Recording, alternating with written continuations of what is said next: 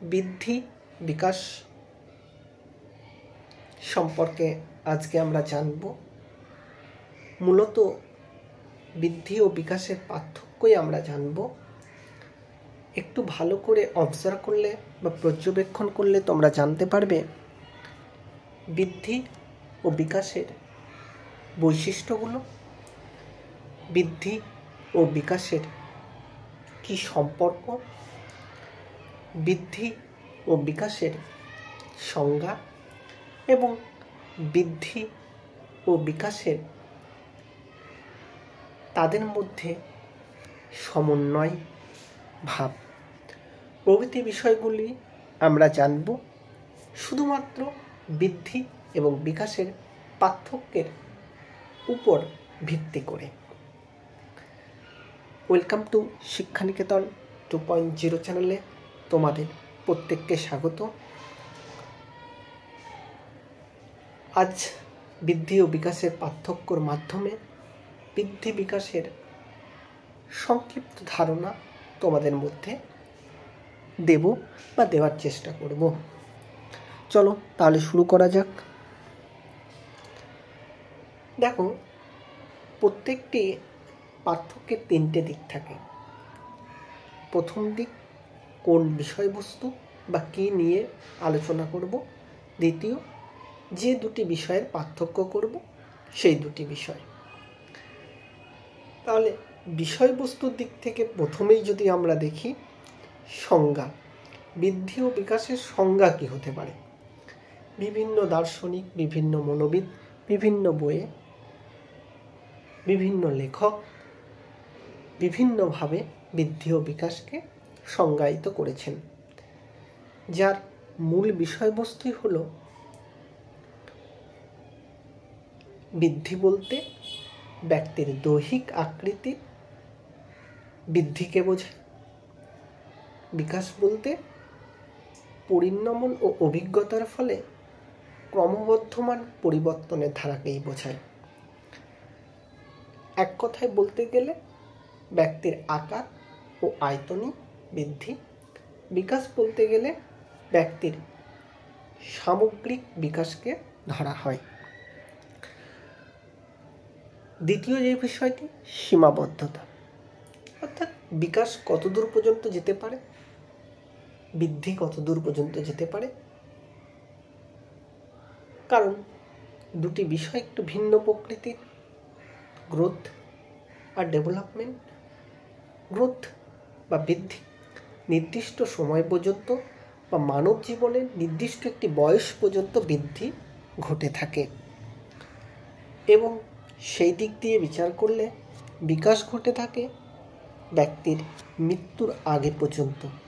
আবার শুরু হয় জন্মের জন্ম মাতৃগর্ভে থেকেই কিন্তু বিকাশ শুরু হয় মাতৃগর্ভে। এটা কিন্তু সব চাইতে হবে।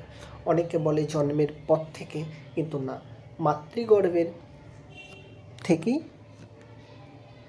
উভয়ই শুরু হয়, কিন্তু মাতৃগর্ভে থেকে মৃত্যুর আগে পর্যন্ত সেটি হলো সার্বিক ধারাবাহিক বিষয়টি হলো বিকাশ, এবং বৃদ্ধি মাতৃগর্ভ থেকে নির্দিষ্ট একটি বয়স পর্যন্ত বিকাশ বৃদ্ধি হয়ে থাকে ব্যক্তির জীবনে। তৃতীয় পয়েন্ট সম্পর্ক। দেখো, বৃদ্ধি হলো বিকাশের একটি অংশ মাত্র। যদি আমরা সমগ্র বিকাশ প্রক্রিয়াকে দেখি, তাহলে নির্দিষ্ট একটি বয়স পর্যন্তই বৃদ্ধি আমাদের হয়ে থাকে, তারপরে আর বৃদ্ধি হয় না। সেই ফলস্বরূপ তাহলে বলতেই পারি বিকাশ হলো বৃদ্ধির একটি অংশ। আবার ঠিক উল্টোভাবে যদি বলি, বিকাশ বৃদ্ধির প্রক্রিয়ার উপর নির্ভরশীল, কারণ বিকাশের মধ্যেই কিন্তু বৃদ্ধি নিহিত রয়েছে। যেমন পাঠ্যক্রমের মধ্যেই পাঠ্যসূচি, ঠিক তেমনি বিকাশের মধ্যেই বৃদ্ধি। এবার দেখব 4 নম্বর পয়েন্ট, পরিবর্তনশীলতা। বৃদ্ধি হলো পরিমাণগত পরিবর্তন, অর্থাৎ ব্যক্তির মধ্যে একটি পরিমাণগত পরিবর্তন, যেমন ওয়েট, হাইট প্রভৃতি। সেই দিক দিয়ে বিকাশ হলো গুণগত পরিবর্তন। ব্যক্তির সব কিছুই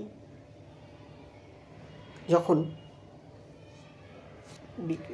বৃদ্ধি ঘটার ফলে বৃদ্ধি ঘটে, তারই সার্বিক রূপই হলো বিকাশ।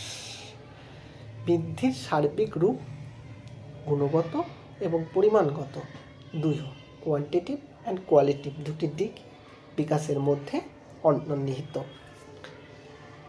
5 নম্বর পয়েন্টে আলোচনা করব দিক নির্দেশনা। বিকাশ একজন ব্যক্তির শারীরিক দিক থেকে তাকেই সাধারণত আমরা বৃদ্ধি বলে থাকি, আর বিকাশ বলতে ব্যক্তির সার্বিক দিক, অর্থাৎ মাতৃগর্ভে থেকে মৃত্যুর আগে পর্যন্ত সার্বিকভাবে যা ঘটে থাকে তাই হলো বিকাশ।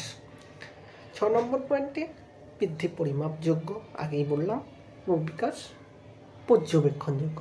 তুমি পর্যবেক্ষণ করলেই বিকাশ ঘটেছে কিনা তুমি বুঝতে পারবে, কিন্তু